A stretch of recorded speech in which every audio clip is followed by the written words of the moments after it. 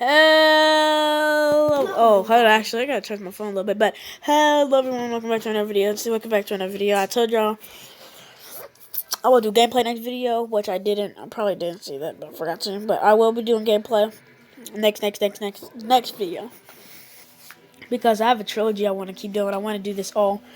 I want to do all the parts before New Year's. So I'm gonna release two in one day. Hopefully it's not 2020 V2. Now let's get a recap. Last part we got into the details of the Land of Waves, about how Haku and Zabuza were everything would happen in canon. But Haku and Zabuza would both be, I'm correct to say that Haku and Zabuza are still alive. And they are actually Zabuza's actually not a ninja, and he's trying to become basically the Hokage for that village. Many months later, before the tuning exams ever occurred, when the tuning exam was announced, P1 and his team all went out to find. Basically, they all went out, but basically, Team 11, which is Q1's team, went out on a mission, and one of his comrades died. Everybody was falling with heavy grief, even Q1 even harder. She was a valuable asset to the team, and a little something more to Q1. But we're gonna speed past that for now. The tuning exams will start, and then the fights would all happen in canon.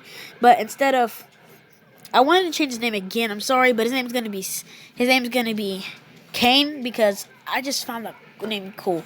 So it's gonna be Kane versus Kiwon in the final rounds after basically the other rounds.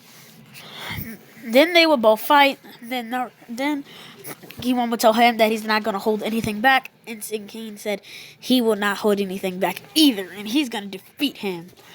Kane was happy to see his friend out. He was not depressed like he was earlier. He was depressed for a very long time. And he never came out of his house after the tuning exams, which is awfully strange. He would blitz right in front of Kane, knock him in his face, giving him a black eye, knocking him straight out, and everybody would be surprised before they know that was just a clone. Kane would be surprised himself, saying that there's no way he was that powerful to use shadow clones, which he wasn't. They're just regular clones. And Kane would be behind him and grab his eyes, and then he would start feeling pain in his stomach, which Kiwon would start feeling pain in his stomach. Kiwon is getting punched over and over again by Kane. He just closed his eyes and he felt the pain. And then you imagine what his Orochimaru would say. Kill him. Kiwon would feel pain. He would know everything that nobody else would. He has built up emotions that no ordinary ninja would. His rage is beyond that. His rage is destructive. His rage is so powerful that a Telebeast's full rage is only a fraction of his true rage. His rage is so immense. He sees her again, Saya. She would tell him that it's okay, just let go. He would tell her no, he's not going to see her yet. He wants to get vengeance for this cruel world. She would tell him to get vengeance, which is not really real. It's just his inner conscience feeding him what he wants. He would feel a burst of energy blasting everything in a 5-mile radius back. Everybody would be surprised and everybody would get blown back before the fight starts for real. Kiwon would blitz right in front of Kane, kick him in his arm, breaking his arm, my bad, and shattering his whole bone, all his bones in his right arm. He would grab his left arm, slam him into the ground, and shatter all the bones inside his other arm. The announcees would try to come up, but his just peer pressure alone is blowing them back, and they can't do anything. Kakashi tries to do something, but he can't because the peer pressure alone is blowing him back.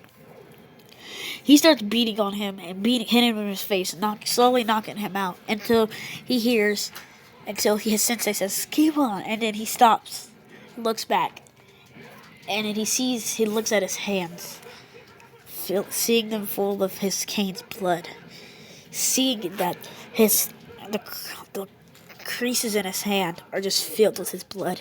He has a flashback of when she, he, when Saya was, her blood was all in his hands, and he sees her dead body on the ground.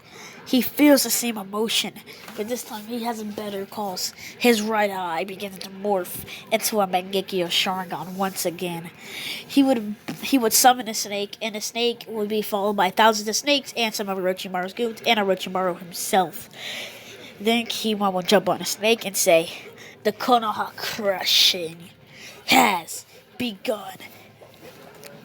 And that would be the end of this part. I hope you guys enjoyed this part. I know.